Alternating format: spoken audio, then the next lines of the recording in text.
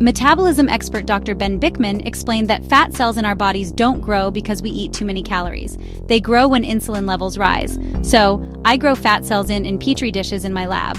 Right now, back at BYU, I got students growing fat cells in the incubator. They are swimming in a culture medium filled with calories. Everything the fat cell needs is all the calories that fat cell could ever want are around it right now. And yet they're teeny little cells. They're not getting big at all until we add one thing. At the moment, we add insulin into that culture. Now the fat cells start to get big. If we check them 6 hours later, there's a big lipid droplet. 6 hours still later, it's even bigger. Clinical evidence also shows how insulin affects fat cells and drives weight gain. In other words, it proves that the root cause of obesity is hormonal, not just behavioral.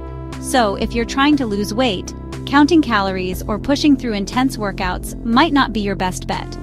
What really matters is using metabolic strategies that help lower your insulin levels. That's where real progress begins. In fact, humans provide the most convincing evidence of all that you cannot get fat unless insulin is elevated.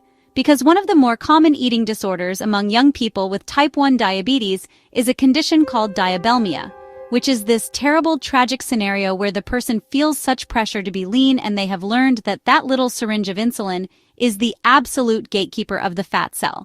So they will deliberately underdose their insulin in order to stay as thin as they want.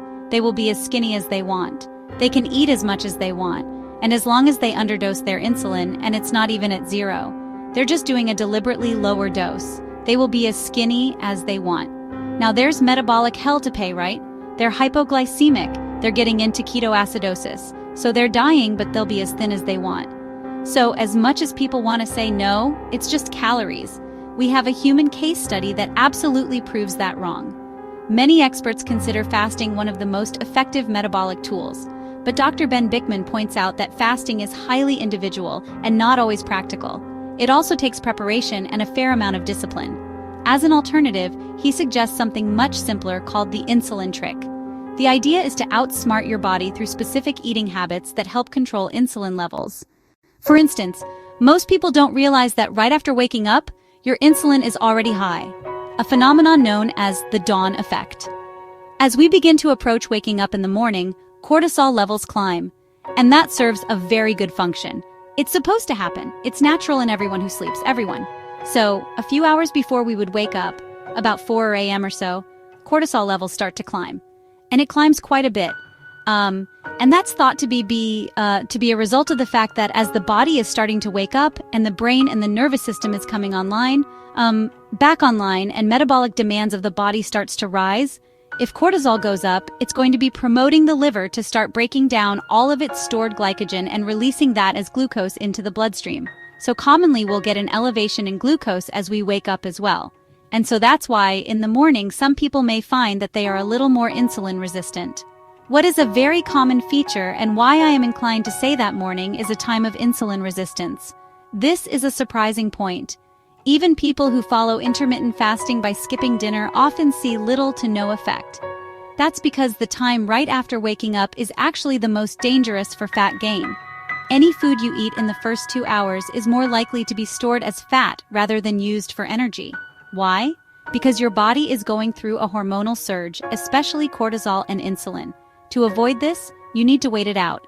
Don't head straight to the kitchen the moment you get out of bed. Your body gives you a natural burst of fast-burning energy first thing in the morning. Use it. Spend 20 to 30 minutes planning your day, going for a short walk, or diving into some light work. Your brain and body are at their peak. Take advantage of that window. Then when it's time to eat, slow it down. Don't go for a sugary, carb-heavy breakfast. Make it a mindful ritual. Let the smells, the sounds, the process of making your meal ease your body into digestion. This approach helps reset your metabolism and sets the tone for a healthier day. I would say the simplest strategy would just be change breakfast tomorrow overnight. Fasting is incredibly therapeutic. Insulin will come down during a fasted state, and that sort of resensitizes the body to insulin.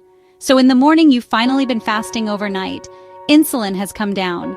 The last thing you want to do is spike your insulin with a starchy, sugary breakfast. And of course, tragically, breakfast is almost just a dessert nowadays all over the world, where it is just like pure dessert. It's pure sugar and starch. I would say, change breakfast tomorrow. Dr. Bickman also points out that cortisol levels are tightly linked to your circadian rhythm and stress.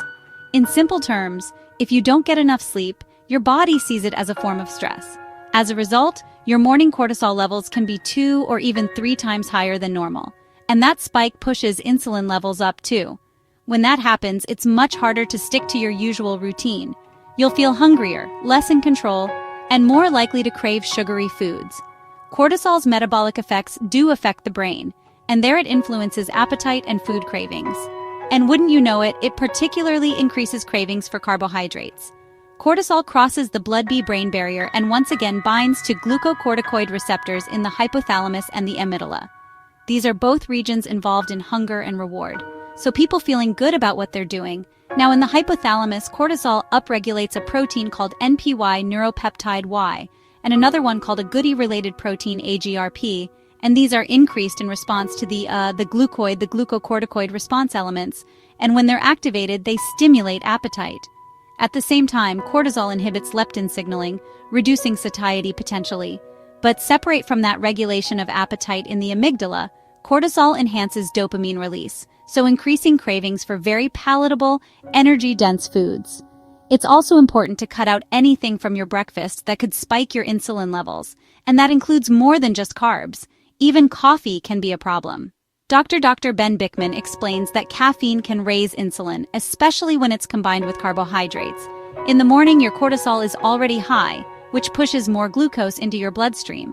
So if you drink coffee first thing, it can cause a sharp insulin response even if you haven't eaten anything yet. Now, I want to highlight this particular study here.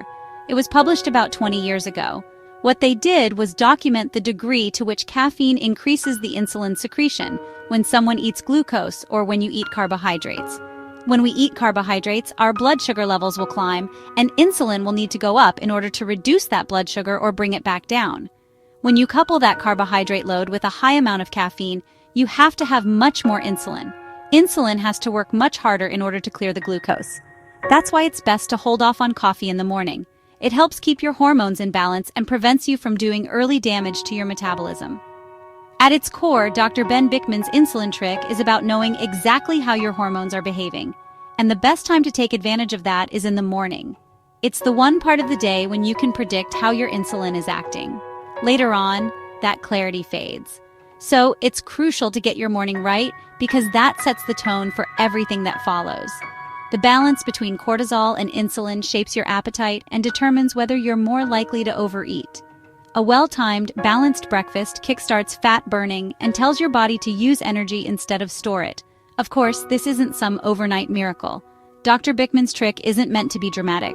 It's a starting point, but it's a powerful one. It puts your body in a state where losing weight becomes easier and more sustainable without extreme effort.